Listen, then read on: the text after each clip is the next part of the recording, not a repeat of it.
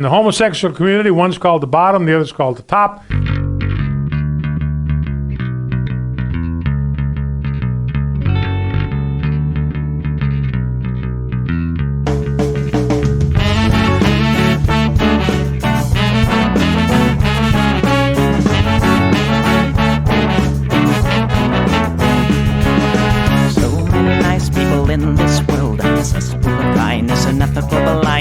So please excuse my sarcastic tone. I'm a bit underwhelmed by the sample shown.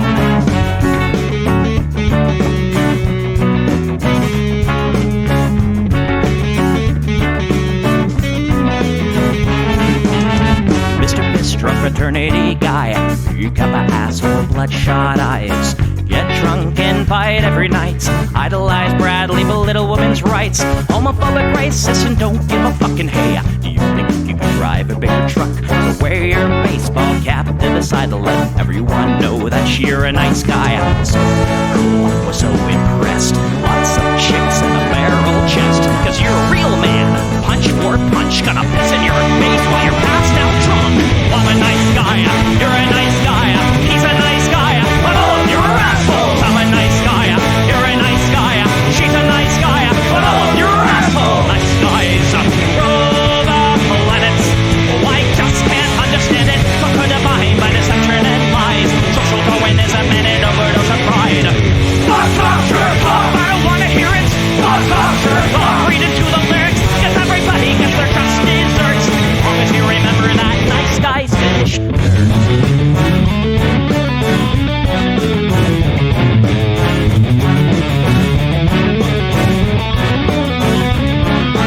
Mr. Whitebeard, you're next on the list.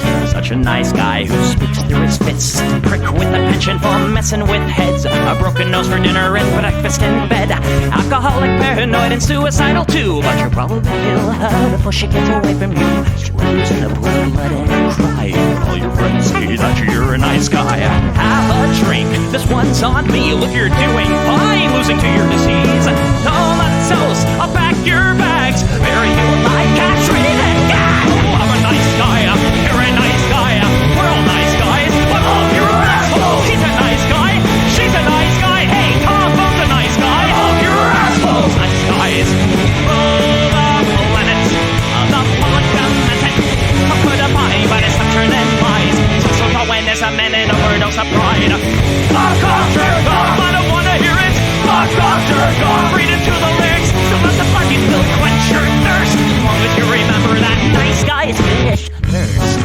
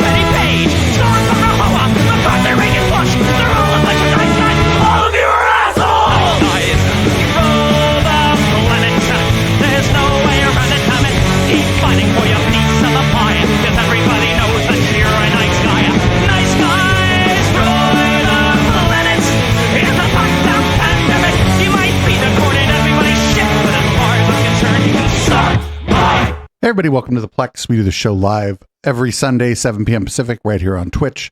That's twitch.tv/EchoPlex Media. You can support this project at patreon.com/EchoPlex. Or if you're extra cool, you can go to eplex.store. You get the same benefits with a monthly subscription, but you get discounts automatically on some of our merch. And a new shirt dropped today with a kitty on it. I couldn't get it done yesterday in time, but it dropped today and it has a cat on it. You can go find it. It's adorable. The media wench approves. Anyway, I'm producer Dave. You can find me on Grindr, and this is what the people want. I don't hate the cops. There's a person inside when the truncheon stops. Oh, don't hate the cops.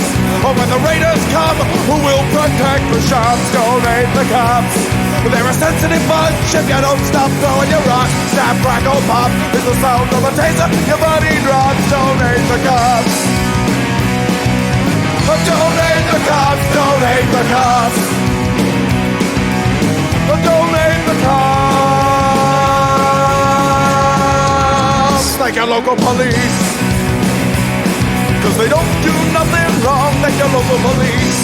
Got rid of the corruption and the racism is gone. They've been keeping the peace, keeping homeless folks out of the parks and malls. Got a cure for your social disease. Follow the law, don't hate the cops. Follow the law, don't hate the cops. Follow the law, don't hate the cops. Follow the law, don't hate the cops. Follow the law, don't hate the cops. Put your hands above your head to show you're not afraid. I'm the fairest judge that your skin color's gonna get. And if you die before the sun comes up, the paperwork will take forever. Well, it might have worked out a little bit better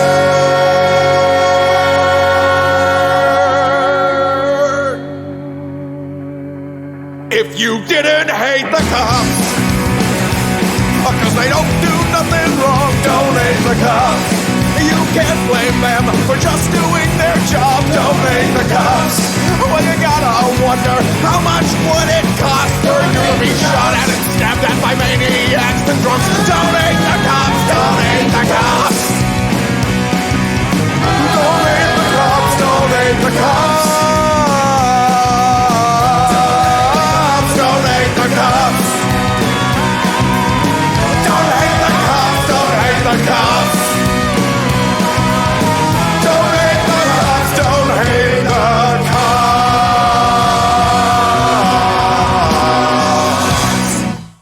All right. Well, our first news story this week, I just called this Free George Santos. We have breaking news. Former New York Congressman George Santos has pleaded guilty to 2 federal felony charges in a Long Island courtroom today. The former New York lawmaker appeared in court this afternoon. This is video of him walking in today.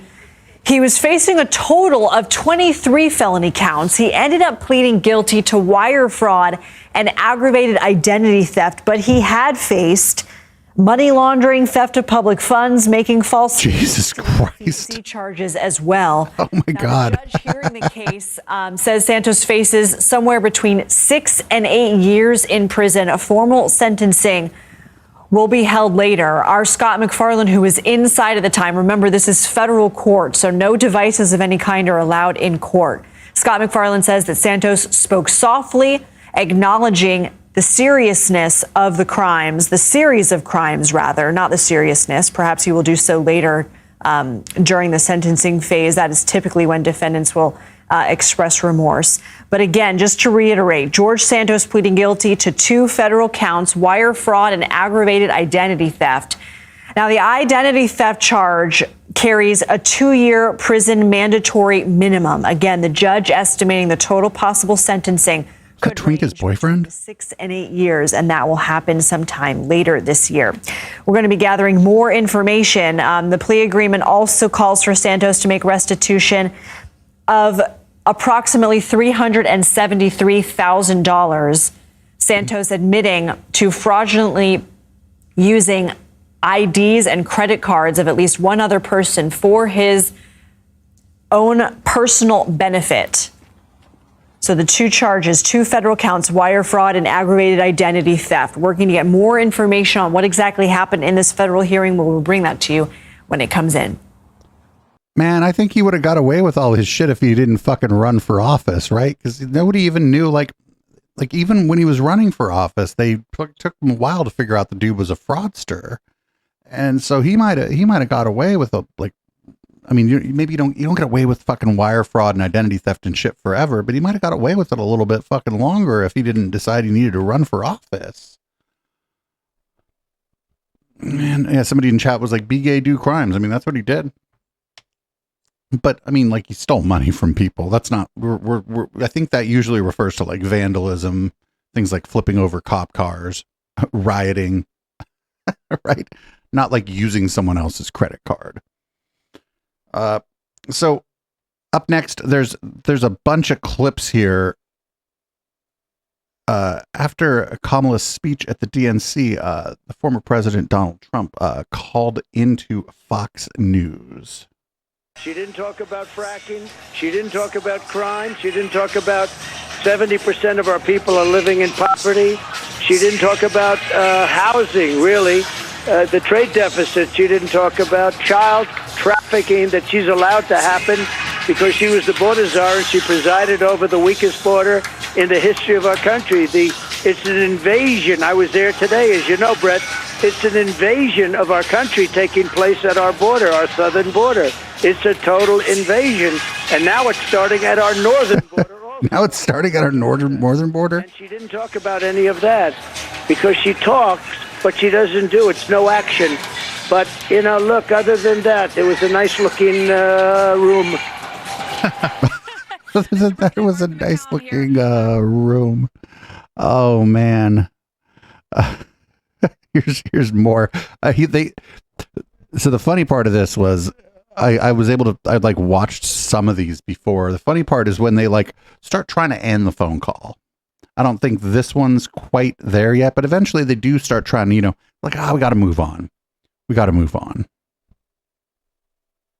She said that she is promising middle-class tax cuts, and she says that if you are elected, it will cost Americans $3,900 more a year in increased taxes. She's tying all of that to this Project 2025. That's where that number is coming from. What do you say to that? Well, she knows I have nothing to do with Project 25. They throw it out.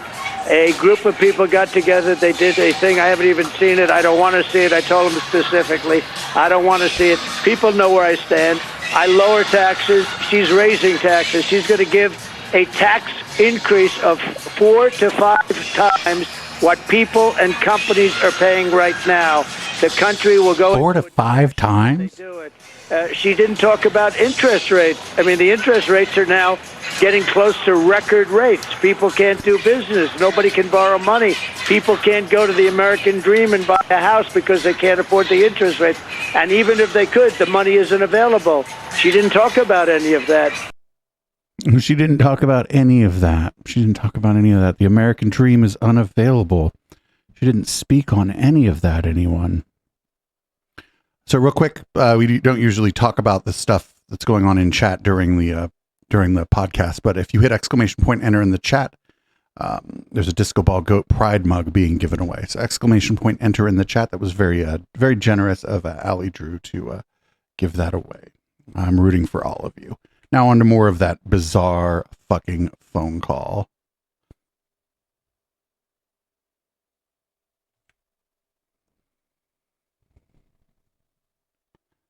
And of course, we're doing this from the Twitter website. Here we go. People, 20 million people have poured into our country, many of them from prisons and jails, from mental institutions and insane asylum, and record number of terrorists. And other countries are releasing their prisoners from their jails. They're emptying out their jails into the United States of America because of her incompetence and her bad border policies. She is a horrible person to run this country. We won't have a country if she gets elected. There won't be a country left. If I lose, there won't be a country. We'll run one more of these. I don't want to run all of them. Let me ask you this, sir. There has been a huge appeal and momentum for women voters. She's trying to pull the youth vote, the Hispanic vote, the black vote back in her direction. Polls show that she's having some success in that at this point. So what are you going to do? What's your strategy to rebuild the momentum that you had with those voters? No, she's not having success. I'm having success. Look at the fucking lady on Fox even. She's like, what the fuck? Great with the Hispanic voters. I'm doing great with black men. I'm doing great with women because women want safety. They want safety. And they don't have safety when they have somebody allowing 20 million people into our country, many of them very dangerous people. No, it's only in your eyes that they have that, Martha. We're doing very well in the polls. We're leading in most of the polls. And in the swing states, we're leading in almost every one of them. Mr. President, Michigan, let me interrupt. The auto workers are voting for me because you're not going to have an auto industry if she gets elected. Mr. They're going President, to two all quick electric things. cars. All electric cars are going to be made. No quick things. And you're not going to have, you literally will not have an auto industry. The United Auto Workers ought to be ashamed of themselves. They sold the workers down. Just hang up on him. Oh, just fucking, if he won't let you, the host of your own show, get a word in edgewise, just fucking hang up on him. Oh, that's fucking crazy. All right, here we go. Now we got a renowned and well-known political commentator, Ted Nugent, has some things to say about Democratic nominee Kamala Harris. Possibly. Let's see here. Here we go. This is on Newsmax, because of course it is. Common sense is in short supply these days, as we know. Common sense is no more common than common courtesy is at this point. But I am a jihadi for the truth. I love the truth more than anything, and truth is under assault. Did he just say he's a jihadi for the truth? In the United States, America, as you well know. And I know that you're a crusader for the truth, too. And you're an absolute riot. Now, Kamala Harris is the Democrat. This is one of our two major political parties in the United States of America. Man, this is astute political analysis by the host so far here. And we saw Joe Biden kick to the curb so they could go to their relief pitcher here. And it's Kamala Harris, really, who has... Sure, she's the vice president. Has done what exactly with her time in public life again, Ted? Well, if Kamala Harris is the choice of the Democrat Party for the President of the United States, then I'm Caitlyn Jenner's boy toy. I mean, talking about What?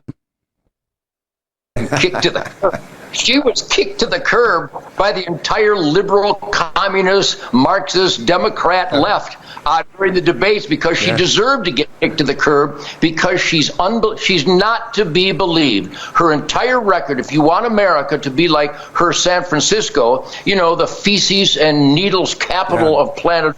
If I love San Francisco. For America, then she's your guy.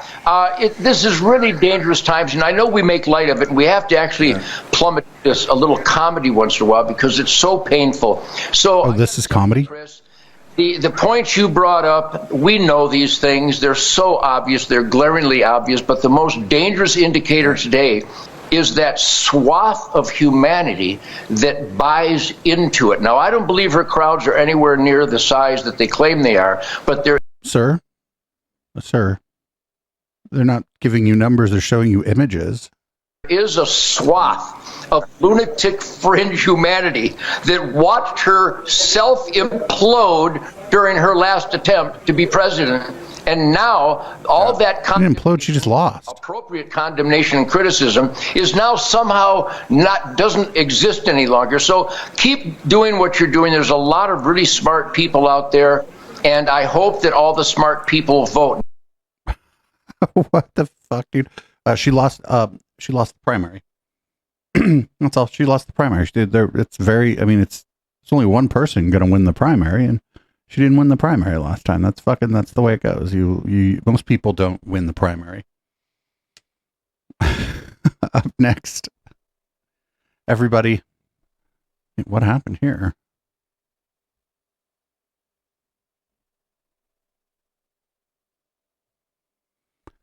This is from Brian Glenn from Real America's Voice. That is, I do believe that is Steve Bannon's network. He is going to talk about how Kamala changed her look.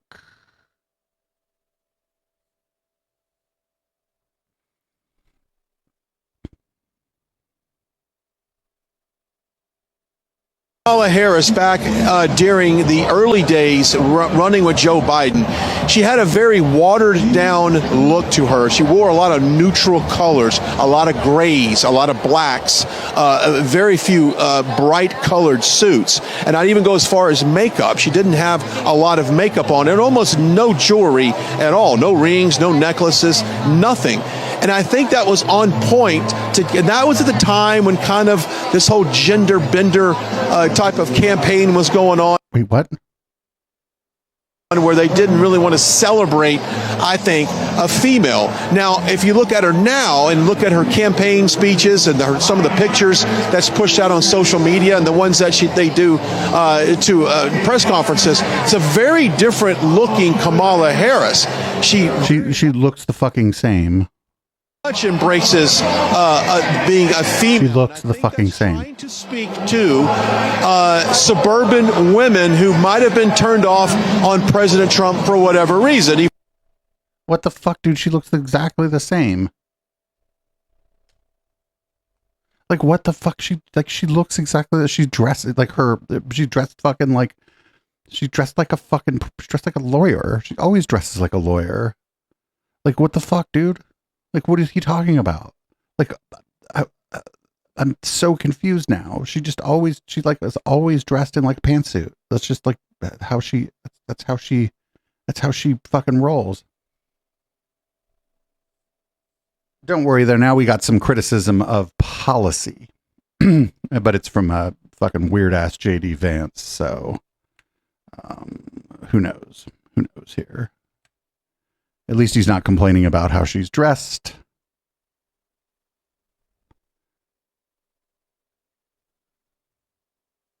Giving Kamala Harris control over inflation policy, Shannon, it's like giving Jeffrey Epstein control over human trafficking policy. The American people are much smarter than that. They don't buy the idea that Kamala Harris represents a fresh start. She is more of the same. It is doubling down on the failed policies of the Harris administration to give Kamala Harris a promotion rather than to fire her, which is what I think most Americans are going to do on November. How does that not? Oh, but there's see, like, that's the thing is, first of all, only half of people vote, but like there's no analyst out there who thinks that there's a chance that the Trump Vance ticket is going to win the popular vote.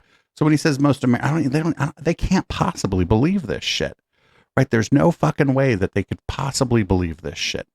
Real quick, Ghostman won a second giveaway. Ghostman, if you have any trouble checking out, just let me know on Discord. Up next, we got former Fox News and former Newsmax host Eric Bolling is also not too fucking pleased about any of this, but this is a bit weird. I guess we took camouflage from them. Too long, guys. You waited too long, Susie Wiles, Chris Lascividia. Get Corey Lewandowski in there and shake things up while you still have a chance. I'm not sure you still have a chance. We're losing. We're losing the race. We're losing the presidency. And I said a long time ago, Trump will be the last GOP president in our lifetime. And I meant it. Look at this. This is the ratings, not even including last night, the final night of the DNC, which they crushed it. Now, if you look, here's Fox News right here. And here is MSNBC. MSNBC is beating Fox News. Beating Fox. Okay, but so what? Over here. Very quick. That has nothing to do with the election. Newsmax is just not even existent. You see Newsmax right over here? That's Newsmax. They're sliding every week. Newsmax is down 5 weeks in a row. Maybe 6 since I left. Whatever. They're still not able to grab an audience. So no one's watching Newsmax. Fox is now getting beat by MSNBC. So the enthusiasm, but barely, and it was just 1 week on that chart. On the left right now is overwhelming. You know what else they're doing? Have you seen this? They're trying to redefine the Democrat Party. They're trying to say that the Democrats are the patriots, the party that's worried about the country. They're wearing camo hats with Kamala Harris's name on it. Camouflage, that's art. Fuck, we need camo merch. She was flanked in her speech last night by 2 American flags. There's no pride flag there. They're redefining it. They're going after. Yeah, I've never seen a Democratic National Convention before with fucking American flags. This guy is fucking lost. I'm not sure he had the plot, but he certainly don't got it now. Our independent voters, the people. What's going on with Fox, by the way? I watch Cavuto, and all it is, Democrat, Democrat, Democrat. Fox is getting soft. Newsmax is getting non-existent. Damn it. The media is kicking our ass on the right. This guy. Wake up, guys. Oh, you love to see it. You love to see it. I guess he got canned by Newsmax. I don't know. I didn't know that, but fucking he got canned by Newsmax, and then their ratings went down just a little tiny bit. I don't know if you saw on the graph Newsmax with the little tiny lines, and they were just getting ever so slightly tinier. But my God, like, dude, look at this guy's. That guy's great. Eric Bowling's an idiot. All right, up next.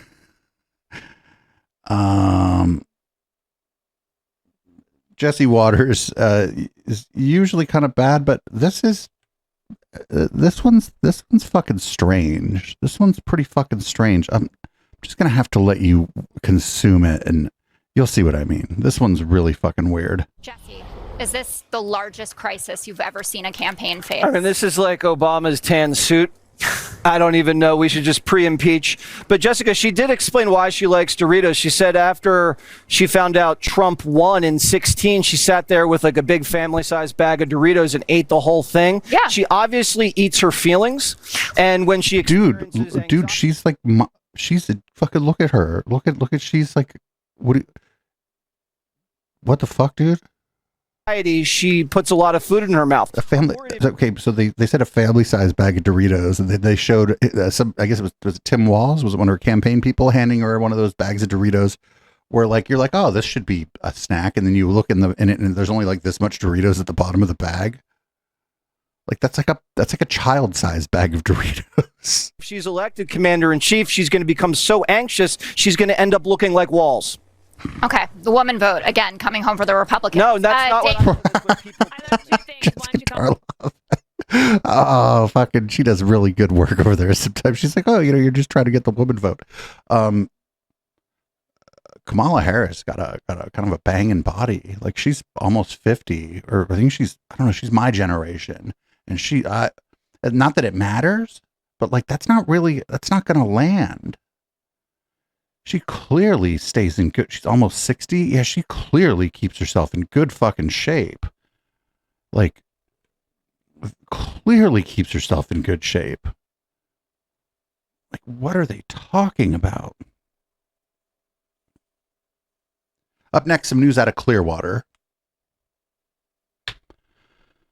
I was predicting for a while that Hulk Hogan was going to join Scientology. Then I saw this and I'm like, oh, I don't even think Scientology is going to really want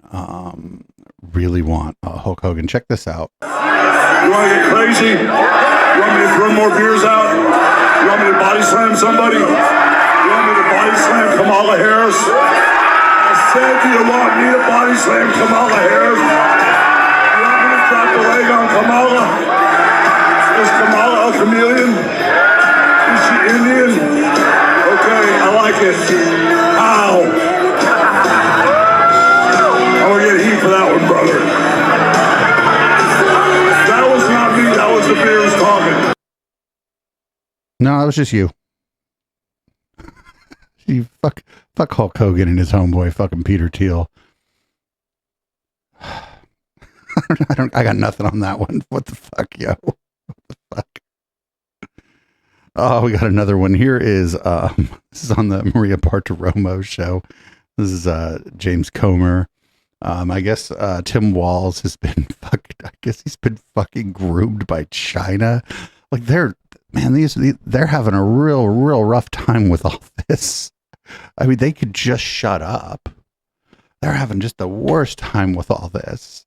They're like, oh, Kamala and Tim Walz are terrible candidates, and that they're fucking like struggling to even like find like negative things to say about them.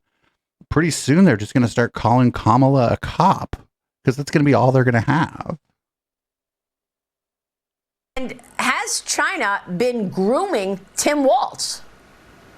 Well, we're trying to find out exactly what the FBI has on Tim Walz with respect to China.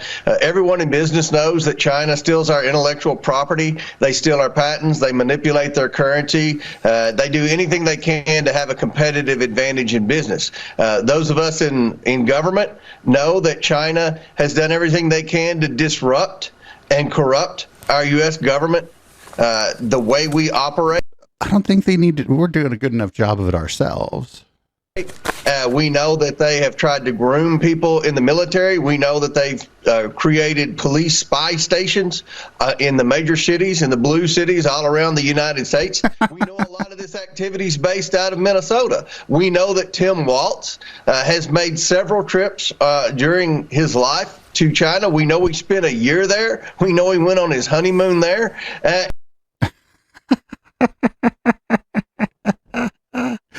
So the word groomer is another one of those words that doesn't mean anything now, because usually when we think of the word like, oh, if somebody's being groomed or whatever, we usually assume it's like a minor. We usually assume they're being groomed by, oh, let's be honest, a streamer. Now it's just like, I don't know, is the vice presidential candidate being groomed by China? Well, I mean, maybe if the word doesn't mean anything anymore, that could be the case, I guess. Dude, this is gonna be so much fun. I was like not looking forward to the election. Now it's gonna be fun. Because like it seems like the tantrum is gonna start before election day this time around. It just seems like it. I'm here for the tantrum. I'm so here for the fucking tantrum. I'll have to bust out that old house track that I learned to cope.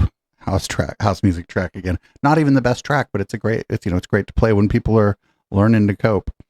Up next, I'm playing more of Sebastian Gorka's show. Or I guess Sebastian Gorka's on someone else's show. But anyway, we've been playing more of Sebastian Gorka lately. And the person he's talking to also doesn't like Tim Walz. You know, the left says that Tim Walz is cuddly. That's their term for him, cuddly. And I have to say it's kind of true. He's got this Santa Claus-like look to him, except this Santa Claus could potentially be a serial killer. What?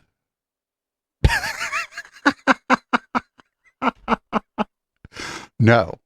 That's the guy you move in next door and you're like, oh shit. Well, that guy's mowing his lawn. You're like, I gotta meet that neighbor. That looks like a nice fucking guy.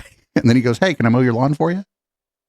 That's the problem. He's kind of terrifying. He's sort of like, they used to say Ted Bundy was handsome, but he was a serial killer. So this is like if Santa Claus was a serial killer. I mean, this could be a movie. This guy is so creepy, so terrifying because he's. And then they show he's like, yeah, like he's cheering on like the fucking Little League game and shit. Just fucking Midwestern down home American super dad pictures of this guy while they're like, oh, scary motherfucker. You should have picked different pictures unless he just looks that in all of the pictures. If he looks like that in all the pictures, y'all are gonna have a fucking rough time of this. Communist, but he looks like Santa Claus, so Santa Claus is a communist. Terrifying. Santa Claus is a communist. Working conditions for the elves could be a little bit better, but Santa Claus is a communist. We'll talk about that more this year during the war on Christmas. Up next, you'll love to see it, Scaramouche. Now, mind you, this is on Midas Touch. The more time I spend on particularly Threads, the more annoyed I get with Midas Touch. I'm sure they're fucking totally nice people, and my politics are probably the same as theirs. But I just get very annoyed with Midas Touch. It's like if anybody remembers Upworthy, Midas Touch is like trying to bring clickbait back in a real big way. But here's Scaramouche making a prediction about the election. But the reason why I'm not crazy to say this is Trump likes three things. Don't ever forget this. He likes money, he likes attention, and he likes his personal freedom, meaning he doesn't want to go to jail. He's a big baby, which is why he has all that hyper masculinity and all that bullying, tough guy intimidation, enemies lists, all the stupid stuff that small penis people have. Oh, don't do that, Scaramouche. He doesn't want to go to jail, trust me. So If he sees himself really dropping in the polls and there's a way to cut himself a deal that avoids jail, he'll fake an illness and he'll see if he can slide a Nikki Haley or Ron DeSantis into the top of the ticket. And hopefully oh God, Ron DeSantis would get pummeled. DeSantis Vance. I think they're people that I think people with Trump bumper stickers on their car would go vote for the other person. To me about Vance, because that's been literally the biggest disaster in vice presidential selection history. I mean, you can't be any worse than this guy. So I don't think Trump's going to drop out. I was like 60-40 toward the end that Biden was going to probably end up dropping out. But I don't think, I'm like 99-1 that Trump ain't dropping out. But if Trump dropped out, boy, would this get even more fun. I'd enjoy covering the election this year. I am not sure who Liz Truss is, and I don't know what's up with the lettuce, but this got shared around a lot on Twitter, so we're going to run it and try to figure out together what the hell this is about. Well, I support Trump and I want him to win.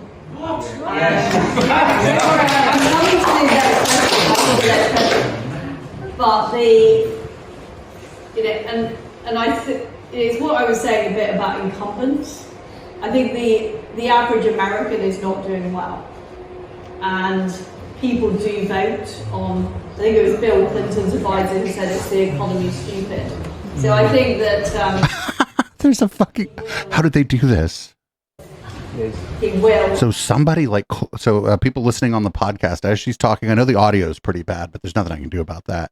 They're on stage. The lighting is bad. It's because they are. Anyway, I don't want to talk about why the lighting is bad. But they're on stage. The lighting's really bad, and apparently either someone on staff at the theater they're at is lowering a lettuce head with googly eyes on it. This is "I crashed the economy," which is interesting because I just figured out who she is because the people in the chat know things. She was the shortest term a prime minister the UK has ever had, and the lettuce says "I crashed the economy." So anybody says that she didn't get anything done in her short time, this head of lettuce disagrees. Probably win. On that. I've got a load of Trump questions, by the way. But what?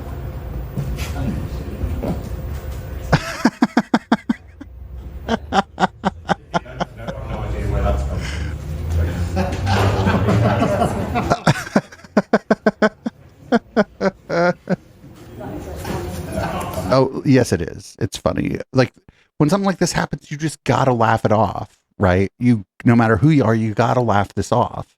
You gotta be ready to laugh shit like this off. You gotta be able to be like, oh, somebody's got a sense of humor. And be like, that head of lettuce doesn't even look like me.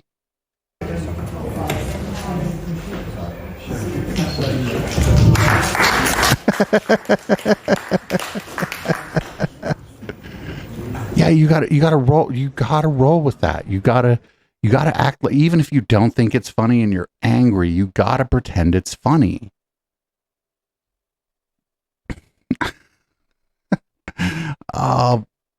Because like, then at least like people go, well, at least this person had a sense of humor about it and themselves. But she's like, well, that's not funny. You never say that. That's the funniest part, was when she said, that's not funny. No, that was the best part. That was the best part. So shout out to, I don't know if somebody like without like permission from the theater climbed up into the rafters, but I'm guessing it's the staff. I'm guessing the staff did that. Or maybe said, well, I couldn't do that, but if I were you, I would just so everybody's safe here, I would make sure you take this route. And if you have to go up in the rafters, you do it this way. Now, I'm not saying you should, but man, like fucking lady, all you had to do was laugh and be like, hey, we should probably pull that down and I'd like to finish this event.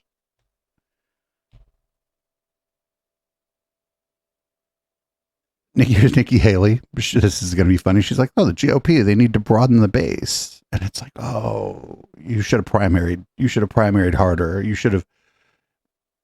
I think she could, if she would have been all in, I think she could have beat Trump in the primary. I don't know this for a fact. And I don't think it's like 50-50, but I think it's more like 80-20 that she would have lost, but I think she could have done it. Now she's like, well, we got to broaden the base. That's not happening now? Do you think that this campaign is floundering on that point? I want this campaign to win.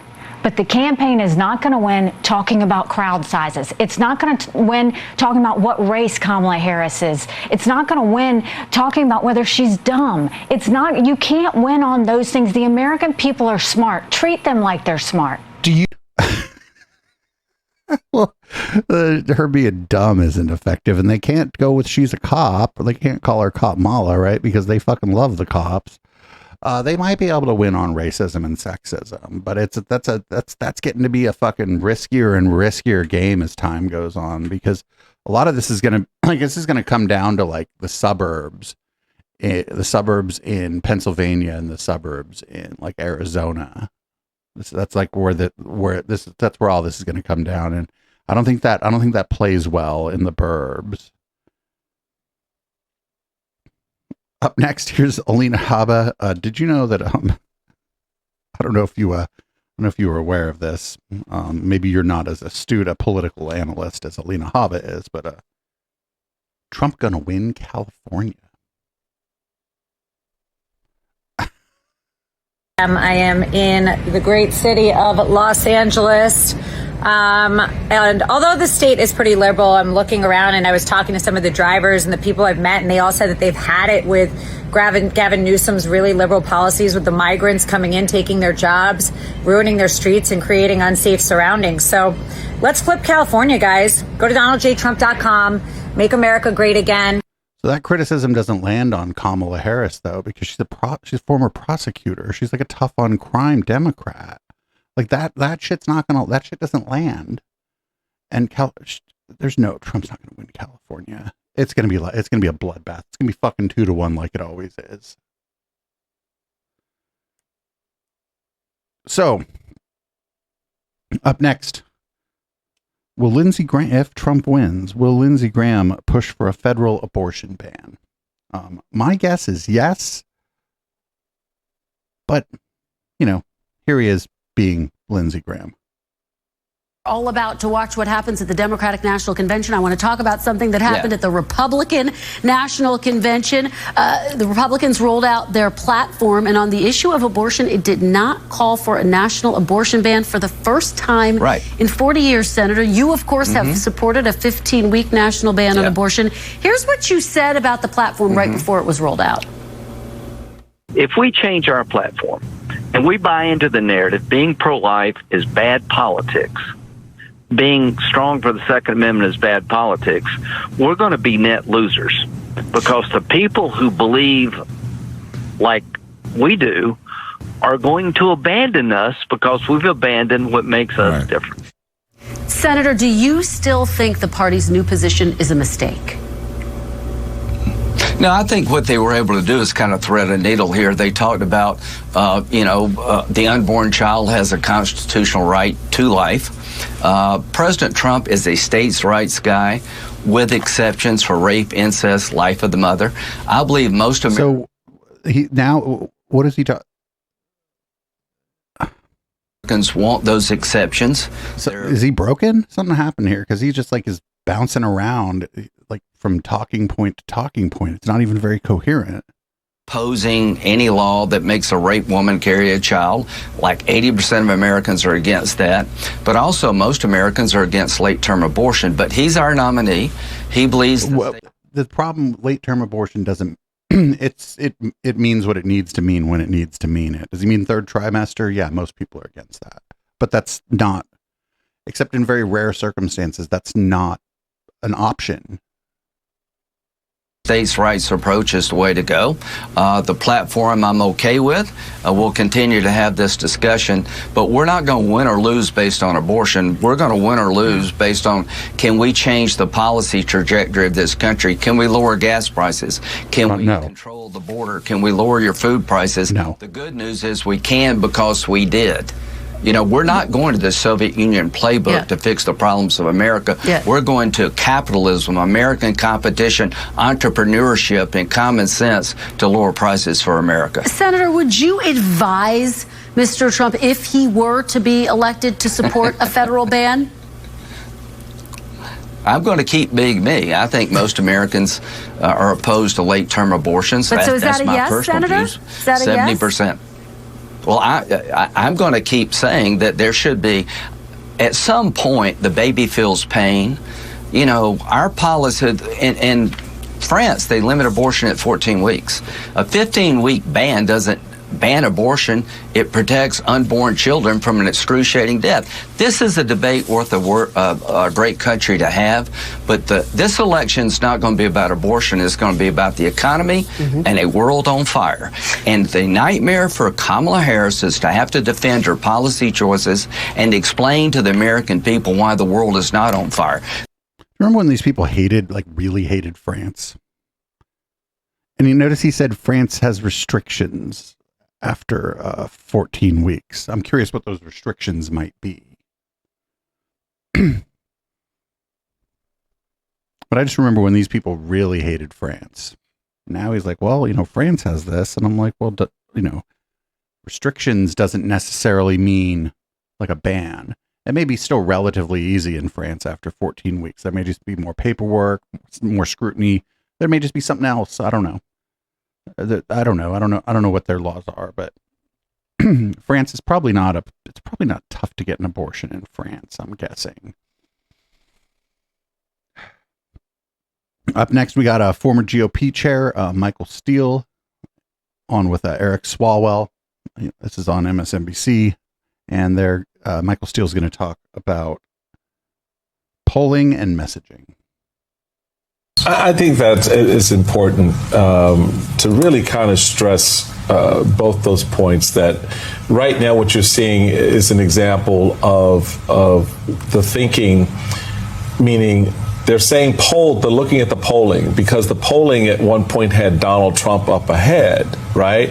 The implication is we're going to win, right? Okay, fine. Now that he's behind, the implication is they're stealing the election.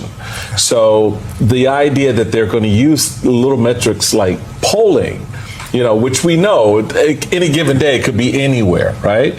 As a basis for arguing, making the case to voters, see, they're stealing the election because I was ahead, now I'm behind, therefore something nefarious must be going on. That's how deep into this is going to go, and it's going to get harder once you turn past that corner of Labor Day and everyone is really geared into the election to fight these narratives, because this is all part of the 2025 Project 2025 playbook. To sort of put in motion narratives that undermine our trust in our system. Anybody remember when there used to be like moderate Republicans, like Michael Steele? Oh man, he got a fucking raw deal too when he was the chair of the GOP. I didn't like Republicans then, don't like them now. But he was like trying to run it as if it was like a fucking normal political party, right? Trying to have messaging, trying to actually broaden the base, appeal to more people, have more moderate messaging on like any fucking number of things. And I didn't like that. Oh, also he black. They probably weren't a big fan of that either. And he didn't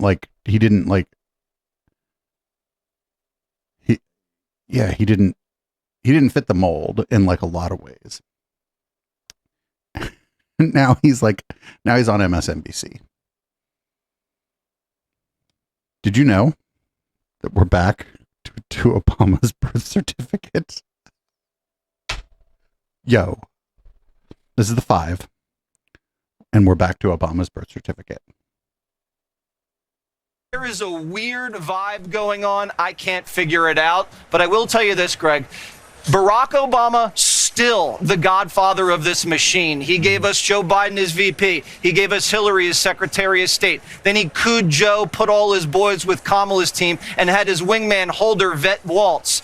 So that's not true. Barack Obama was late to the party, like endorsing Michelle Obama. Now, you guy's a young 63. He's going to be doing this for the next 25 years. He's definitely going to interview. Obama does look great. this election. That's why we'll be sending Johnny to Hawaii to get the truth about the birth certificate. This time we will dig deep and find out what really happened.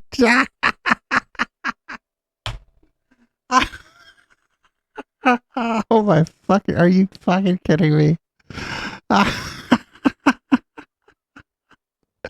Oh, get the fuck out of here. Motherfucker was born in Hawaii. Like, even if you were to kick Hawaii out of the union, like this very second, it would still wouldn't matter. Like, yo. Here we go. This is here's Nancy Mace. I think this might be like the last time we see Nancy Mace, really. I think she's on her way out, even like within Republican circles. The last couple times we've run Nancy Mace, she's really, really humiliated herself. And here's some Nancy Mace. I certainly take that, but I'm wondering. And a lot of rich history comes out of my district in South Carolina that I'm deeply proud of. With respect, Trump injecting Vice President Harris's race and then suggesting that she's not actually black. Why is he doing that? Should he stop? Well, I mean, Yes or no? I didn't hear him say it. I didn't hear what he said about her race. I am not going to weigh in on her race. As a woman, He did say it. Okay, well, as a woman, I want to weigh in. She turned black, he said. He said she was raised Indian. Now she was Indian, all he knew. Now she turned black. She's of mixed race, She's of mixed race. He said that to the National Association of Black Journalists. Right. He went to, and he said at the same event where he said he'd done more for black people than any president in history. I guess here's the thing. When he was president, wages for women were better than they've been in a long time. Wages for blacks were better than they've been in a long time. The lowest black unemployment rate in history. It happened under Joe Biden. He did a lot. Oh shit, everybody's talking at once. To both people of you. from all walks of the This country. doesn't take that much courage, honestly, to just say that was out of bounds. I don't know what he said. I didn't see He the said video. that she turned black. He questioned whether she was really black. I don't think that's that hard to say. That's out of bounds. Can you say that? I mean, I didn't say it, and I would not just say say it. yes. Just say yes. All right. I just Guys, we are connected to your inability to pronounce her name. We are out of time. It's a very. We are out of time. It's a cult. They won't say anything that goes against the cult. Yes, you are. Oh shit. It goes against the cult. Yes, you are. You are a cult member. Are you kidding me? It's a cult. I have a diverse If you district. won't speak out against the cult member, you're a cult. The cult leader is Donald Trump. We are out of time at the table. The fact that you talk to women this way is ridiculous. You just talked about a black woman that way. In what way? Thank you for She being doesn't here know at what the a table. woman is. Thank you for watching. Oh my god. No time for nightcaps tonight, Laura Coates. So check this out. First of all, type bang enter in the chat if you'd like to win that water bottle that Ali Drew just gave away. But check this out. Blackness and whiteness are constructed by society, and it's how people see you. It has nothing to do with your DNA or if your mom was from India. And Kamala Harris black. That's how everybody has always seen her. That's all it is. I'm white because that's people. Well, I'm a little bit pink because it's a little warm in the studio right now. These are not things we choose, and these are not things that are even genetic. These are constructed by society, and you get to be white or you get to be black or whatever, because that's how you're seen by others. And so it doesn't really matter what Nancy Mace thinks, but she was wilding the fuck out. She was wilding the fuck out. This one's a little bit weird. You're going to see Stuart Varney on Fox and Friends say some shit that he probably shouldn't be saying on Fox and Friends. I don't like Stuart Varney, although if anybody's like a longtime viewer of the Plex, he had this black economist on and kept being like, "You are my brother.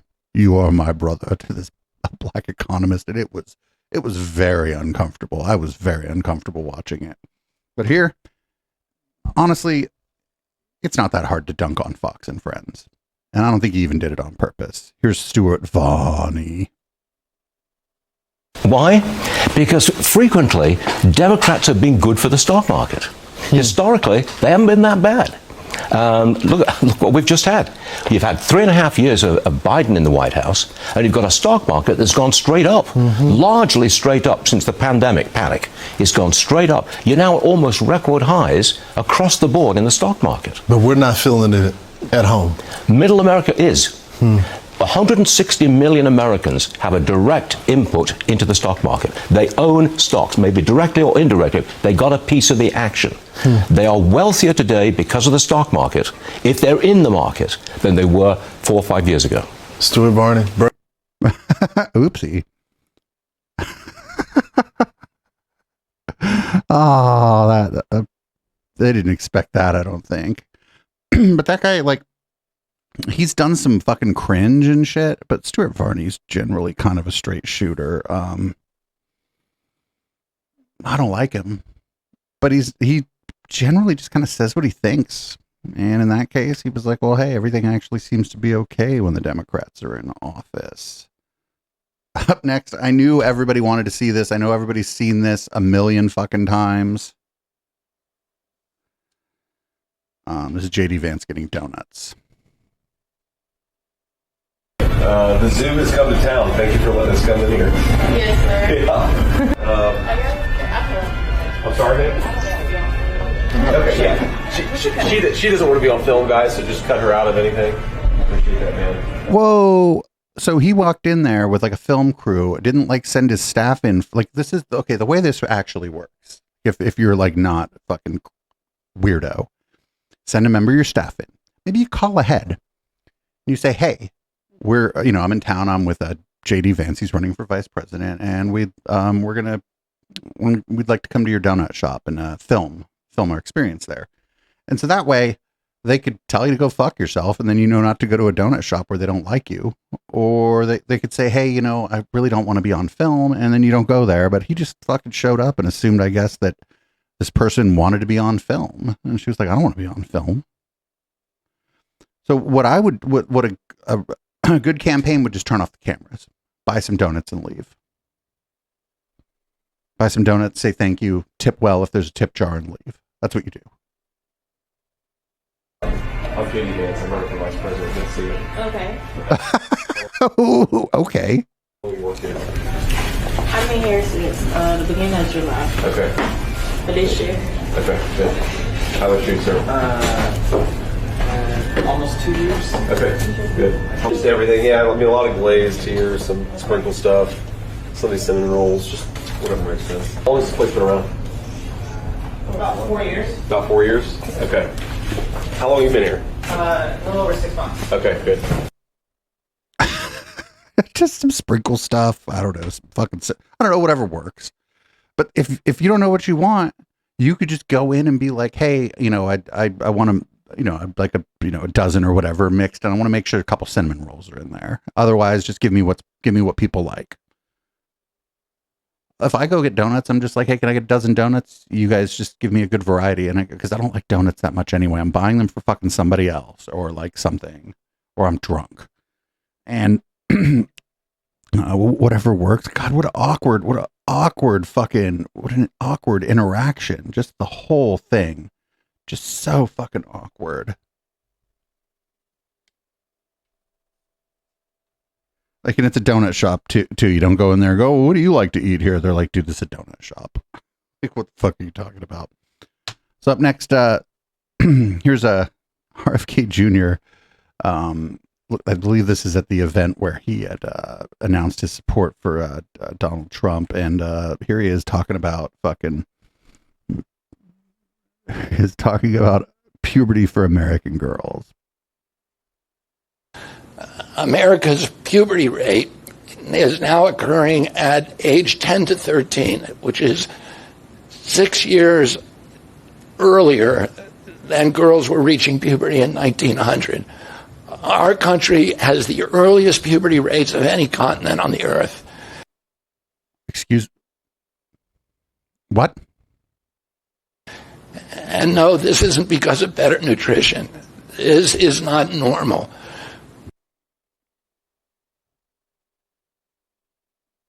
All right. I got nothing. I got nothing. I don't ever want to hear him talk about that again.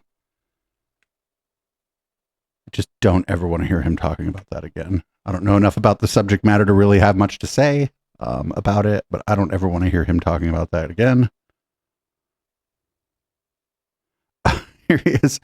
Here he is. He's like, I guess apparently Joe Biden had made fun of the fact that Putin got 88% in his last election. I make fun of that too. Nobody get no 88%. President Biden mocked Vladimir Putin's 88% landslide in the Russian elections, observing that Putin and his party controlled the Russian press and that Putin prevented serious opponents from appearing on the ballot. But here in America, the DNC also prevented opponents from appearing on the ballot. Wait, what? And our television networks expose themselves as Democratic Party organs. Sir? So one of the things that's going on here is that usually when there's an incumbent, there just isn't really a primary. And this was the case this time with the incumbent too. There wasn't really a primary. It's been like the case my entire life. When there was an incumbent president, there just generally hasn't been a primary. I know that there's a primary election, blah, blah, blah, you get a ballot, but it's like almost a foregone conclusion. And both parties historically have treated it that way. Is that good? Probably not. It'd be better maybe if it was more competitive. But that's an ought, not an is. So yeah, when there's an incumbent president, the party of the incumbent president tends to kind of freeze out and shut out the opponents to the best of their ability because they're focused on the general election. It's the privilege of being the incumbent president that you get to mostly focus on the general election. Tough shit. Here's Don Jr. on Glenn Beck talking about giving RFK Jr. An appointment as head of some three-letter agency. The endorsement from RFK, do you think that's coming? Listen, I hope so. I think RFK, I think he's a smart guy. I think he's actually got very good views on certain things. I think there's other things, we're going to disagree with him on. But I think it shows sort of a unity against, literally, you mentioned it before I hopped on, about the communism that we are up against. It's not hyperbole anymore. It's not like, they're just a little bit more left than us. It's not, these people, she's talking about, we want to set up price fixing and we want to set up this and we're going to be. So they're not price fixing. We're going to take away your business. One of the things she talked about was making federal laws about price gouging. A lot of times a lot of states have these laws. Florida has one that applies during hurricanes, for example. Most of the time, this stuff only really comes into play when there's a disaster. And they just want to take a law that a lot of states that commonly suffer natural disasters have and federalize it. And I think that's a good idea. Take away your children if we, can't do, drive-through, transgender surgeries for minors without parental consent. Right.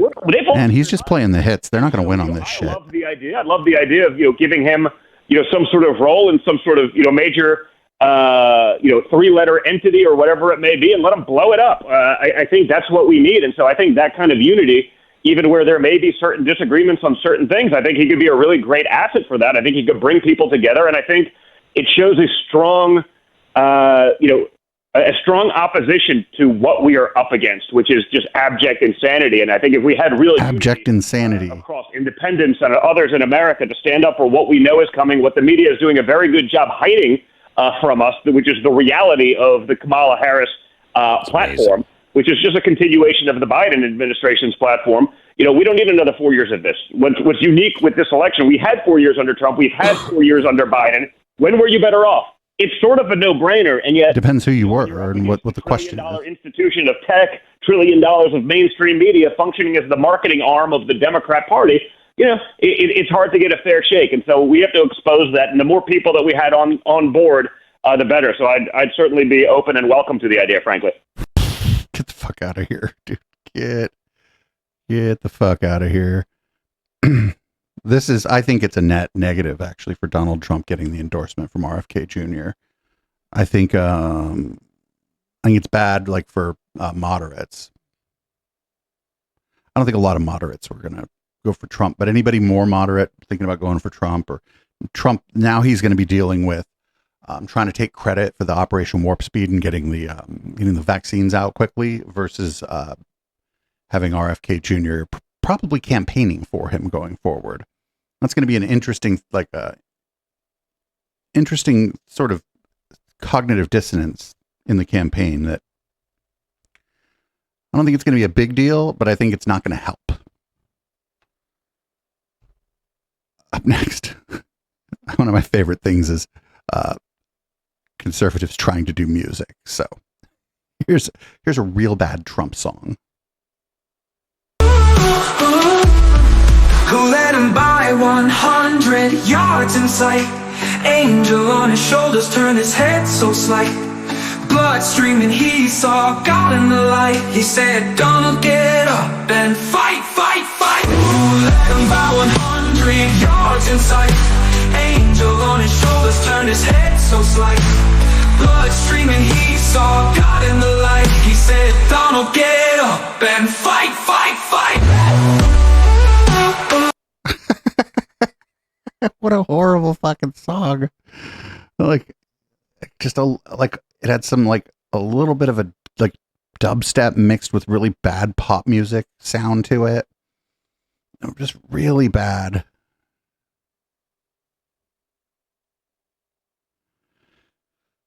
So we got a palate cleanser. We haven't had actually a proper palate cleanser in a couple weeks, and I feel bad. I know this guy's first name is Daniel, but I forget his last name. He was on Parks and Rec. Or no, he was on Community. He was real funny, kind of really good actor. I've seen him in a few other things too. I've liked him in the other things I've seen him in as well.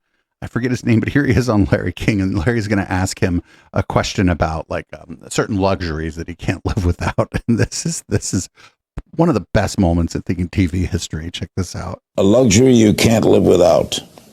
A luxury I can't live without. Coffee. I really like good It's coffee. not a luxury. You can get it anywhere. I guess, yeah, I like good coffee. I love coffee, too. I like nice socks. Socks. Your socks, would you put in your shoes? Yeah, I really love them. I like kind of cozy feet.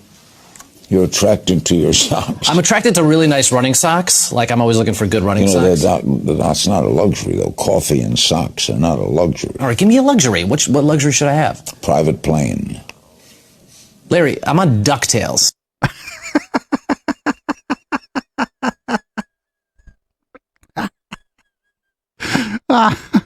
Yeah, being a voice actor on DuckTales probably isn't really how you make the big bucks.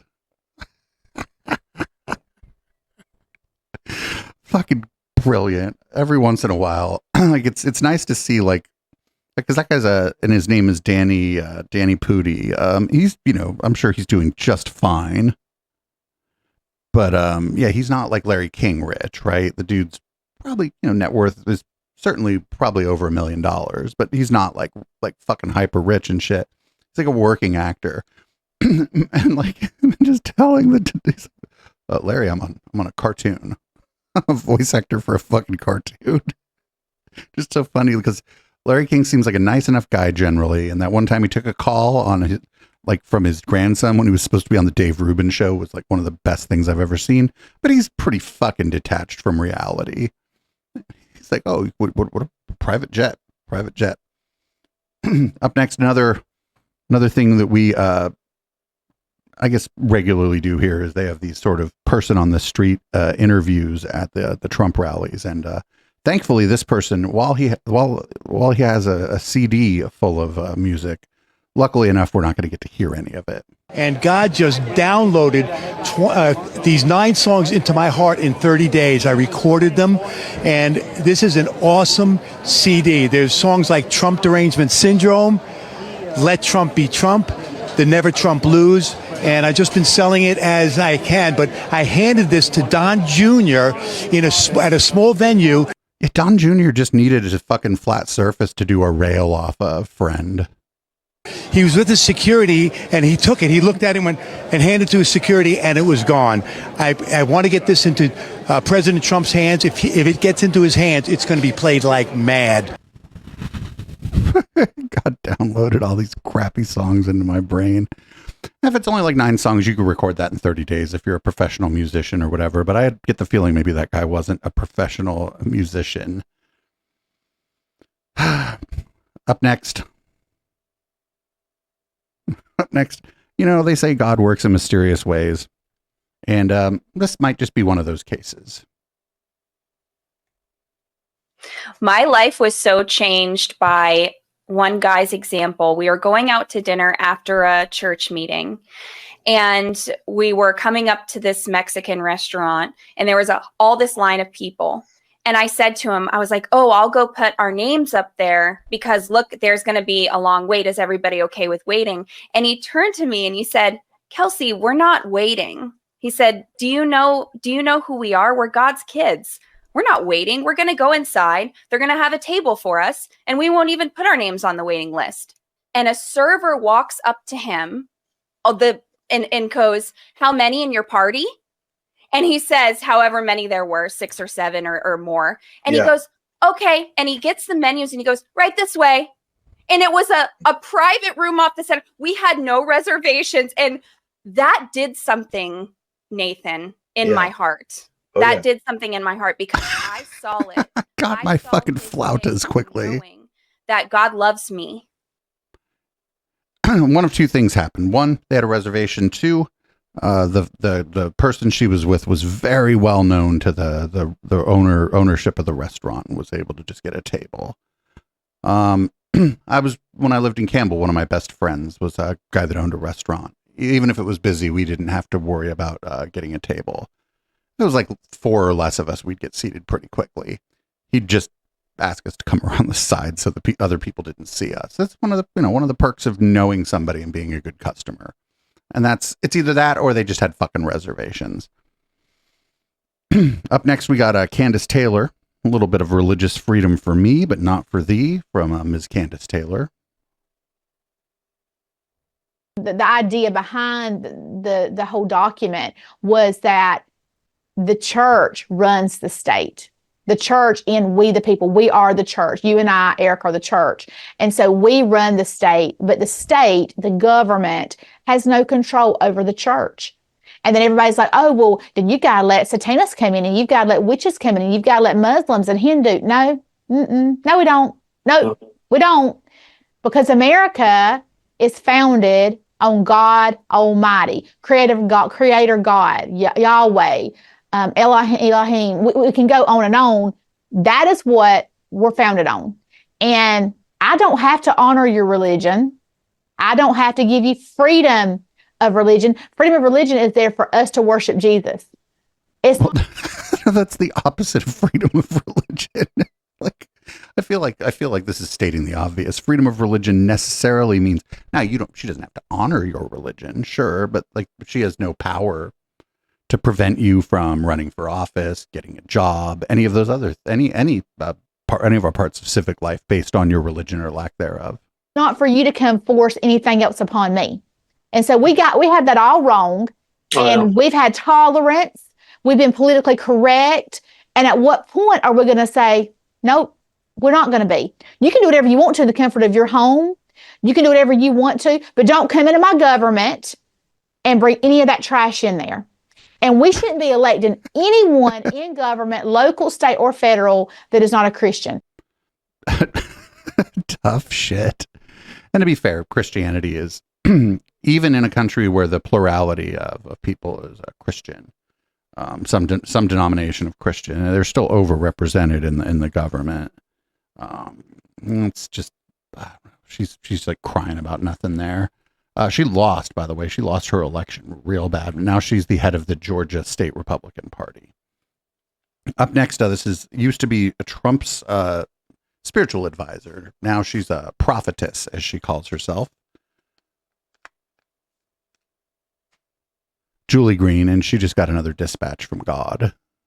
I love these. You will see this is clear when things don't go the way they want it at the DNC. There is a great divide, and you will see that is true. Watch what the delegates do. That will surprise you. Nothing. None of this happened. That Zoom call they had was a fake and a facade to push other agendas for this DNC. Fake Zoom call. Kamala think it's all her show when it's not. Hold on, my children. Things are about to heat up in Washington between Kamala, the Bidens, and the establishment. So Kamala and the Bidens are the establishment. The Democratic Party is in a hot mess, or is a hot mess right now, you would say, and that is about to be exposed in a major way. All right. Well, none of that came to be. Ma'am, either one, there's two things that could be going on here. One is that you're not talking to an almighty deity and you're just kookaburds. Or two, you are talking to God and God is just not right all the time. Leaning towards the first one, but it'd be more fun for it to be the second one. Up next, we got Rudy Giuliani and Mike Pillow on Frank's speech. I think filling in during the war room for Steve Bannon, who is, we would say, unreachable at this time. And apparently he's being tortured in prison. Who unfortunately can't hear this broadcast, which is an outrage. I ran the Bureau of Prisons in two capacities. First, I was absolutely in charge of it as the Associate Attorney General for 2 years under Ronald Reagan. And then I was the Chief of Staff of the guy who was in charge of it under Gerald Ford. I do not remember prisoners of his category not having access to television for occasional shows, special shows. This is not on television. Every once in a while, a prison would get nasty. I remember having to secure the rights for lifers to see the Pope. Imagine not letting them see the Pope. I mean, that's ridiculous. Steve Bannon, and let me tell you this, Steve Bannon is not being treated the way other prisoners are being treated.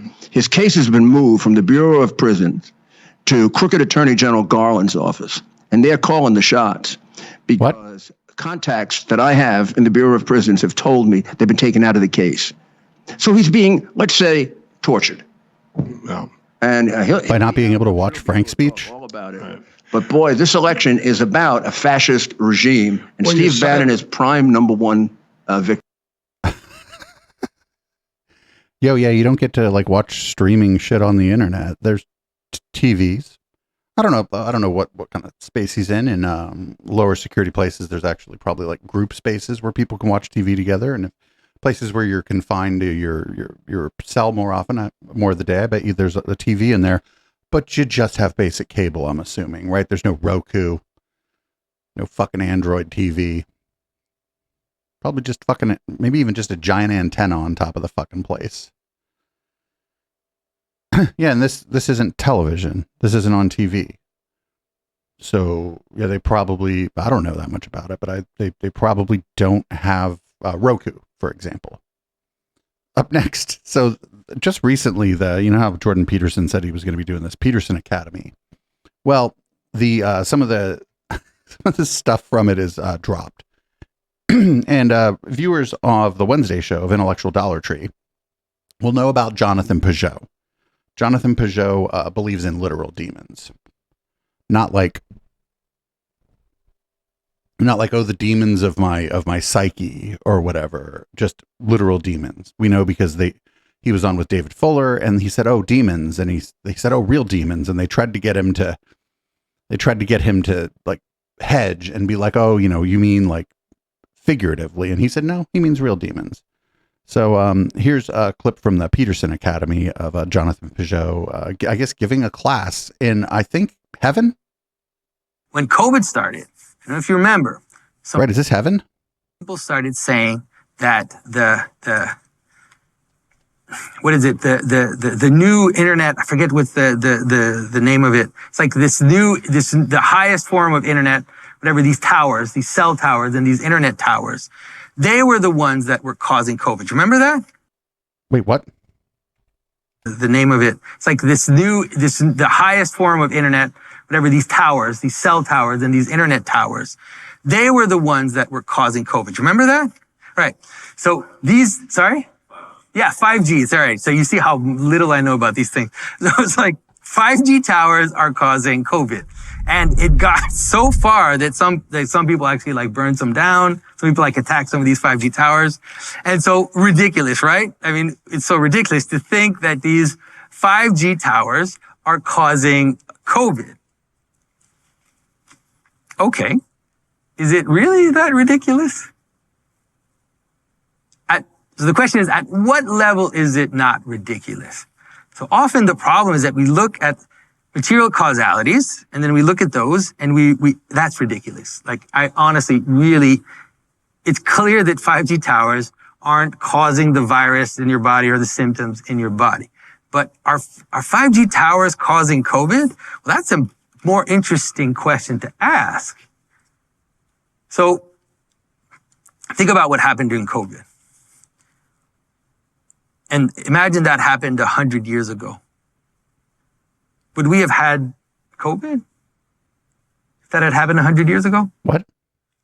Would they have shut down everything? Would they have shut down schools and stores? And could they? Yes. Yes. Spanish flu outbreak. People wearing masks, asked to quarantine. Yes. Have shut down everything? And the answer is obviously no. Right? If COVID had happened 100 years ago, people would have died and people would have cried and people would have buried their dead and they would have mourned and then life would have continued. Of course. What made it possible for COVID to happen? And one of those things is definitely connectivity. The internet made COVID possible. Without the internet, it never would have had the shape that it had. And that is an example where I can answer something like, did 5G towers cause COVID? And the answer is, to a certain extent, yes. So, a couple things. Most people were stuck at home. They were probably getting their internet on their phone from their Wi-Fi. That was wired internet to the home, generally. I know it seems silly that I'm even engaging with this. I think at that point, most people's phones were not 5G yet either, right? So 5G is just the 5th generation of wireless communication. So no, the answer is no, because 4G would have been just fine for people to get the information. Most people were on 4G at the time, so far as I know. Up next, I don't know what show this is on, but it's pretty funny because we had an experience with a former Scientologist and a person providing propaganda about pseudoscience, providing pseudoscientific propaganda about PTSD treatment. And they were both real mad at a Discord server. And here's Eric Weinstein, also mad at a Discord server. The difference is this started out as a Discord server that was basically, even though he wasn't running it, it was basically Eric's. If people aren't familiar with this, he was like in there, like answering questions and talking to people. And then eventually, because he says fucking bonkers ass shit, some of the people in his Discord server, after listening to him ramble for fucking however much time he was rambling, figured out that the dude's crazy. And so they started asking him questions he didn't like, and he left the Discord server. And so here's him on, I don't know whose show this is, but if we can find out whose show this is, I'd like to cover it on the Intellectual Dollar Tree. Here's him on this show complaining about his own Discord server, essentially. Let's do it. You know what you need to do? You need to create a Discord server where people like Joe and like comics and people can I created one and it became filled with psychopaths. So all they wanted to do was like we would monitor what they would be talking to each other about. Like, oh, I've got to. He would I hope he does. What do you mean? I click around my Discord server. I like to know what's going on in there, but I'm not like spending a whole lot of time monitoring what y'all are talking to each other about. Like, first of all, I mean, obviously I can't see your DMs, but I'm not monitoring. I probably should spend more time reading my own fucking Discord server. I've got to fool Eric into thinking I like him so I can get on Rogan. I was just like, that's the worst. oh my God. Well, PhD's doing this. Oh, it's so gross when people do that. It's so disgusting. I hate that. So yeah, he had his own Discord server where he was going to hold court, and eventually people that were his fans, they were in that server, and they eventually became not his fans because he would just hold court in a voice channel for fucking Eric Weinstein, probably 6 hours, right? And he would probably like berate people if they asked what he thought were stupid questions. I mean, imagine what it would be like in that guy's fucking Discord server. Like, think about for just a moment what that place must have been like. It probably was full of fucking, I don't know, psychopaths would be the right word, but it probably was full of a bunch of fucking maniacs, but not in the way that he thinks. I tried for a long time to get in that fucking server, and I could never get in that server. It was real hard. So, speaking of Eric Weinstein, here's Peter Thiel. Peter Thiel went on the Joe Rogan show. There's two reasons we're not going to cover this on the Intellectual Dollar Tree. One, Joe Rogan's team is actually pretty litigious. And if you are critical of him and his guests, they'll actually file takedowns on you, from what I understand. The other thing is, well, here's 20 seconds of clips from it. I'm just not sure that I would be able to continue streaming if we did this. You don't feel that climate science is a real science? It is. Well,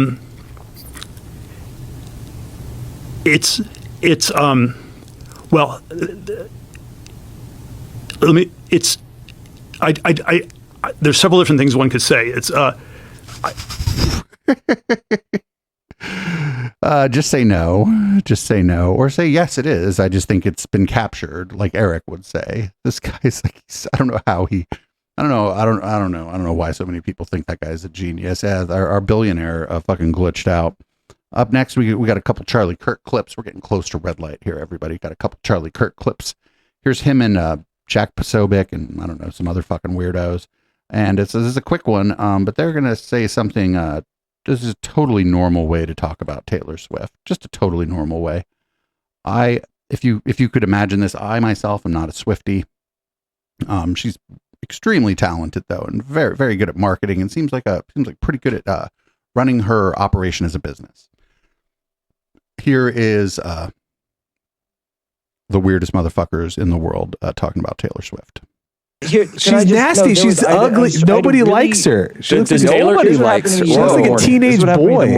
Like dudes don't like her. Like if you put her in front of like, she's ugly. That's true. Yeah. It's just not that. Nope. Not that fucking. I'm not even into women. Taylor Swift is a beautiful woman, actually.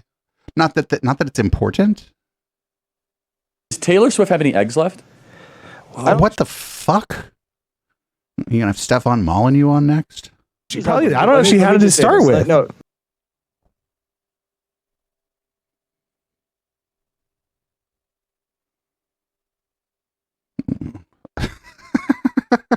Jesus Christ.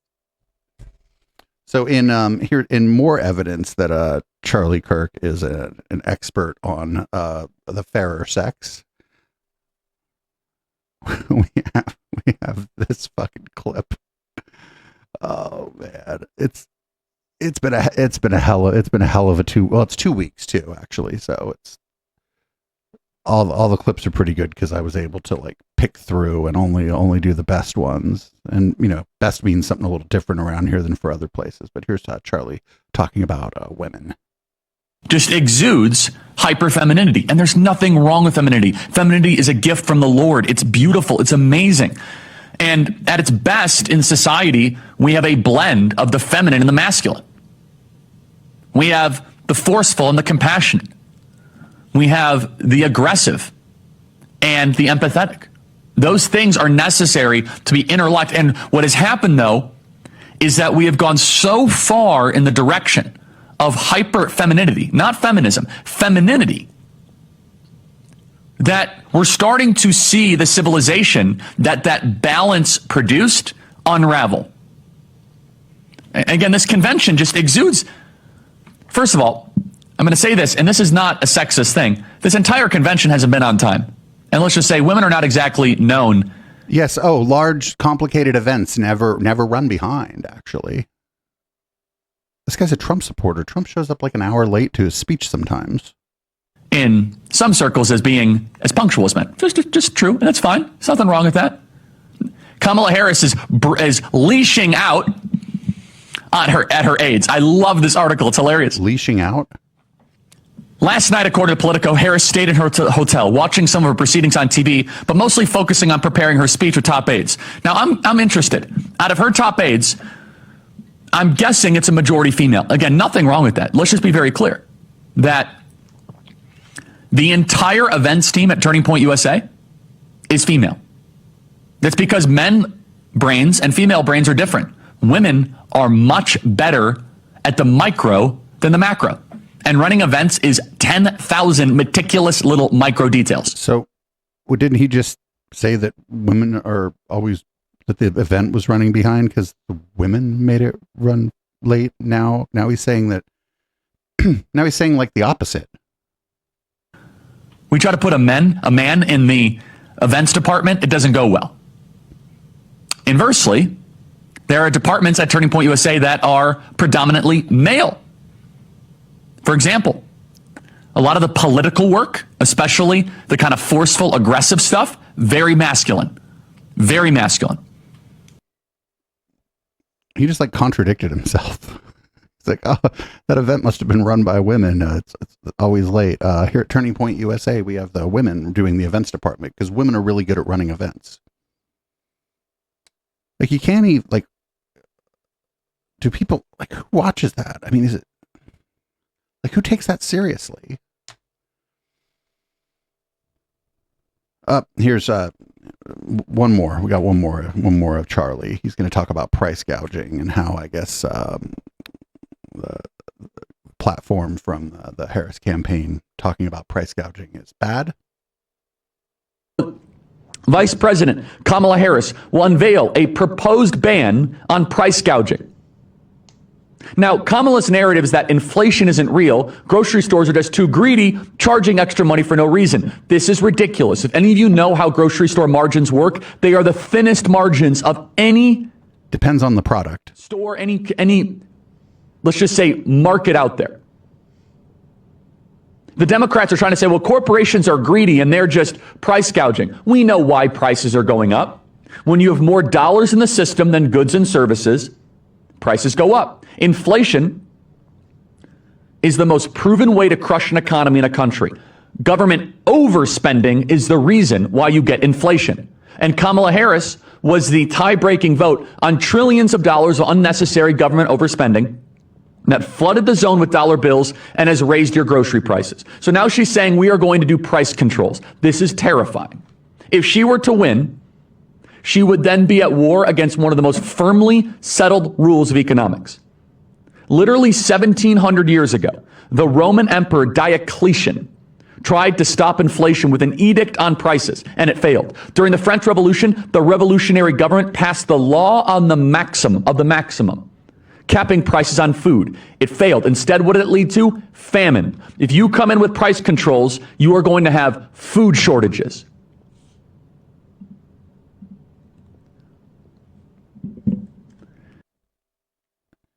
Is he trying to figure out what he's going to say next? Kamala Harris has been saying time and time again, it's time for us to do more from the federal government. The Washington Post comes out and reports that she wants to come in with federal price controls on your groceries.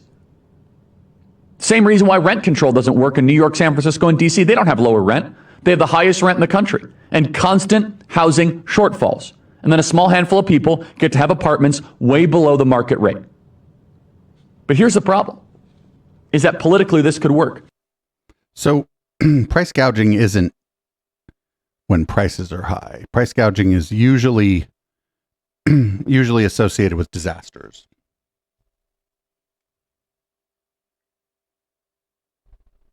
So I'm not sure that like your loaf of bread going from $2.50 to $3 would fall under the under that rubric. I don't know enough about this stuff. I'm not an economist. Charlie's not an economist. We could maybe have an economist on sometime if one would like to sully their career by coming on my show, but probably not. Up next, if you see Bumblejack, Jack Posobiec, anywhere, what you need to do is troll him.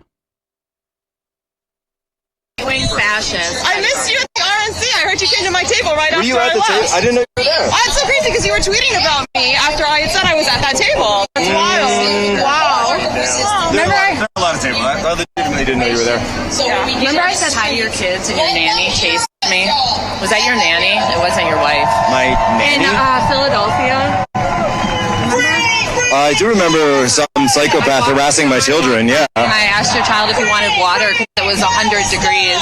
Why were you harassing my children? Water. I asked him if he wanted water because they look neglected. My kids look neglected. Someone that How many wasn't kids? his wife. How many kids do you have? Crazy.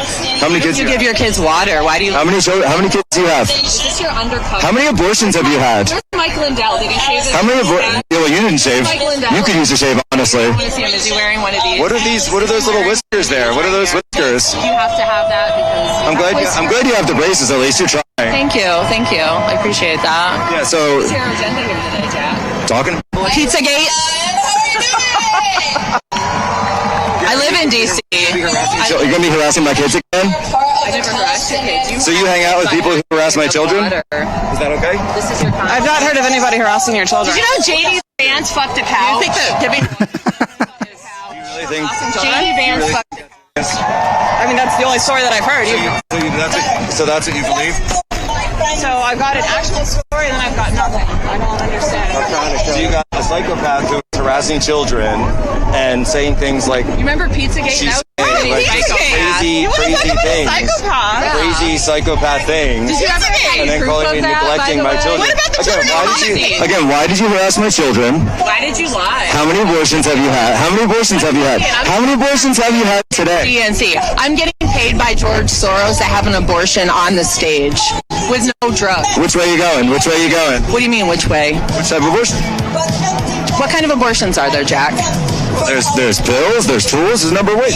So it's going to be on stage. So a normal person would think that they would use tools, right? And vacuum it out and do all of that. Like if I took a pill that takes several days and nothing happens, you won't see anything. So you should probably like study how female anatomy works since you have children that you neglect. Oh my God. Oh, they were great. They were fucking great. So, I have two clips here, but it looks like the second one is just a shorter version of the first one. So, we're moving right along here now. We got Tiny Dancer, Ben Shapiro. This is big business, not capitalist in nature. This is the problem, actually. Big businesses need to be more capitalistic, according to little Ben here. It truly is. Again, this sort of stuff is for stupid people. It is economic policy that was dropped on its head as a baby. And yet Wall Street seems to be willing to dump money on her. Why? And the answer is because Wall Street is always trying to get in bed with the person they think is most powerful. The thing to understand about Wall Street is that one of the great failures of Wall Street and of big business in general, they are not capitalist by nature. They are profit-seeking. There is a difference. Profit-seeking means that you will find money where there's not much difference there. Wherever it lies. So if the best way to make a profit as a business is to get in bed with corrupt Democrats, you'll do it. You'll rig the system for your own benefit if you can make a profit. A capitalistic company is one that will not do those things. If you're a capitalist, What is he talking about? You say, I'm not interested in getting in bed with the government because I know that whenever anyone gets in bed with the government, they end up getting screwed. That's the nature of the bargain. And we don't want the government picking winners and losers. But that's not what a lot of Wall Street does. A lot of Wall Street is perfectly willing to get in bed with the government so long as it benefits their firm at the expense of all the other firms, which is corporatism. It is not capitalism. And then when that system inevitably falls on its face because the government is bad at picking winners and losers, when those bubbles always burst, capitalism gets blamed. It's one of the perversities of the way that our system of government works under a mixed economy. Mixed economy meaning free market for some parts and government sponsored, subsidized, and run for other parts. Wow. This is a fucking visionary, everybody. Fucking visionary. And last ghoul before we go into red light is Michael Knowles. He's going to have some astute analysis about the 2024 election. And in the first clip, wouldn't you know it, he thinks it should all be about just trans people. It should just be the, in fact, the election should be just for trans people. Kamala just picked a guy who made it his jihad as governor of Minnesota to trans the kids. So there's Muslim communities, a lot of Somali Muslims in Minneapolis. So that's what he's saying, because he's racist. Who came out and said, I want this state to be a sanctuary and a refuge for trans kids. You know, run away from your parents' kids and come over here to my white van with candies and puppies of a state, and we're going to make sure that you get all this isn't going to work either. You want, man. This is a guy who put tampons in the boys' bathroom in the fourth grade in public schools, as many people have noted. And fourth grade, really? Where the Democrats are trying to defend as much as they can. They know this is a vulnerability. Get that woman on the record. And don't look, I think that following the logic of transgenderism, it seems clear that either a man can become a woman or he can't. And if it's true that a man can become a woman, then we should trans the kids because it's just a fact of human nature. And if it's not true, as it obviously is not true, then we shouldn't trans anybody. And transgenderism should be eradicated from public life entirely, the whole preposterous ideology at every level. However, we don't need to campaign on that right now. Let's just go where this 58% are. Ask Kamala Harris, get her on the record. Do you support transgender procedures for children, for minors? Get her on the record. Because either she says yes, which I think she has to say, and she turns off 58% of voters, turns off 47% strongly, or she says no, and now her presidential ticket looks completely incoherent, and it puts her at odds with the ostensible president, Joe Biden, her own administration, the Biden-Harris administration. Either way, she gets knocked down a peg on an issue that is visceral, that is very emotional, that the vast majority of Americans agree with us on. What if the right answer to that question is, listen, I'm a politician and I was a prosecutor, but I'm not a medical professional, I'm not an early childhood development specialist. So I think this is a difficult decision, and families should be making these decisions with their doctors. And the government should fucking leave them alone. There, boom, done. Question answered.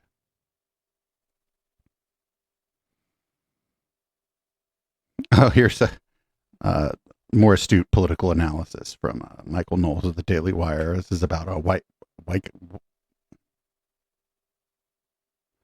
tacos. That's right, white guy tacos. That means like hard shell and a lot of lettuce, probably. Ground beef with just that packet of fucking taco seasoning. Not bad. Not authentic, but you know, sometimes pretty good.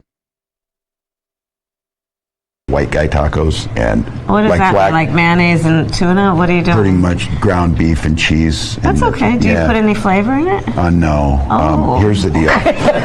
No, they said to be careful and let her know that black pepper is the top of the spice level in Minnesota. This is a joke. They're kidding. He's kidding. This is it's not good. It's not that funny, but this is a gag. This is a bit.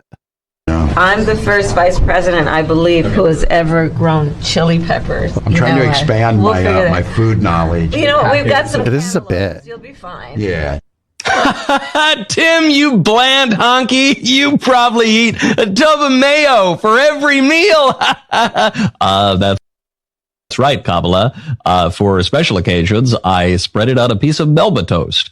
This would be the equivalent of Biden filming a bit in 2020, asking Kamala how often she scarfed down watermelon and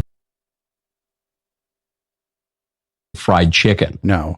Or really, if we were to be precise in Kamala's case, it would be chutney and conch fritters or something like that. If we really wanted chutney's really good. The race routine as accurate as possible. In any case, the whole thing, it's kind of a joke about Minnesota, like the cuisine and in Minnesota and like Midwestern cuisine. It's different. Conversation is obviously contrived and ridiculous. But that became especially clear after internet sleuths dug up an actual Tim Walz taco recipe just a couple years ago.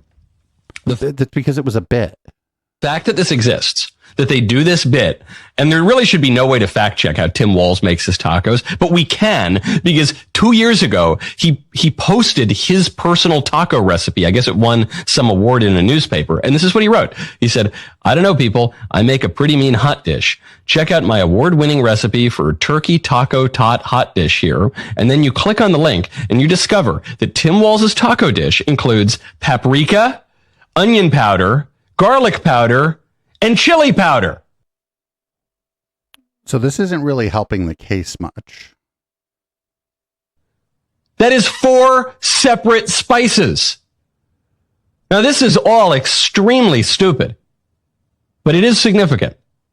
Not only is Kamala lying about her entire political career, and Walz, it's on the record, sir, his military service. No, he's not. These people are so reflexively dishonest. They even need to lie about how they cook their tacos. Okay, the first thing we saw was a bit. I think it wasn't that funny. I didn't think the bit was that good. I thought the bit was kind of whack, right? Not good humor, I don't think. They could have maybe done a better job of that, or maybe just kind of left that alone. But then I'm like, oh, he knows how to use spices. He used onion powder. It's like, dude. I mean, I could make a casserole with like taco ingredients. It'd be pretty good. I'd use some, I don't know, vegetables. Some jalapenos. Anyway, whatever. Y'all wish I was cooking for you. So that's been the podcast part of the show. Went longer than usual, but we did have 2 weeks worth of news to cover. I got some good stuff in red light. We have a reemergence of this firefighter prophet, Mark Taylor, one of the funniest old episodes of the Plex. We called it Freemason Frequencies because he was talking about frequencies a lot. We got a Sore Loser Lake put out a video. We got Mike Pillow trying to get you to pay to watch him shave his mustache. And then we got a whole fucking slew of clips of Mike Pillow at the DNC, one of which is famously he got fucking wrecked by like an 8-year-old. And we got Sean Fucked out of Reading, didn't like the DNC. We got RFK Jr. for CIA dictator. Then we got an Aussie Sovsit having an interaction with the police where it's hard not to root for the cops. Then we got a dispatch from Owen Benjamin, and it seems like Madison Star Moon has made a video that is longer than 30 seconds. So everybody checking the show out live, stick around. We got a lot of stuff for Red Light, and of course, after that stuff's done, we'll find other stuff to watch. If you're listening on the podcast, you can get the whole show in your inbox the day after it's recorded, along with all of our other podcasts, including Red Light for all of those, eplex.store. Sign up at $5 or higher, or at patreon.com/echoplex. Sign up there at $5 or higher. I'm going to change the color of the lights in this room. I'm going to change the content of my beverage, and we'll be back shortly with Red Light.